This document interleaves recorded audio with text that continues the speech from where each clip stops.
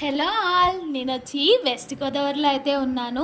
చూసారు కదా ఈ మబ్బులు ఎంత బాగున్నాయో, ఐస్ క్రీమ్లా ఉన్నాయి కదా.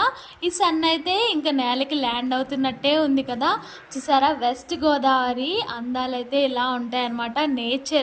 ఆ నేచర్ ఫ్రెష్ ఎయిర్, ఆహా నిజంగా నేచర్ని ఎంజాయ్ చేయాలంటే వెస్ట్ గోదావరి రావాల్సిందే.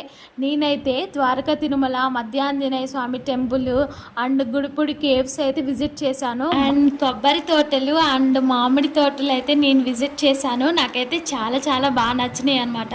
నేచర్ ఒక మెడిసిన్ లాంటిది. స్ట్రెస్ని అండ్ యాంగ్రీనెస్ని అన్నిటినీ రిమూవ్ చేసి మన హ్యాపీగా ఉండేలా చూసుకుంటుంది. నేనైతే ఒక ఎవరెస్ట్ ఎక్కి అక్కడి నుంచి ప్రపంచాన్ని అంతా చూసేసినంత హ్యాపీగా అయితే ఉన్నాను అనమాట.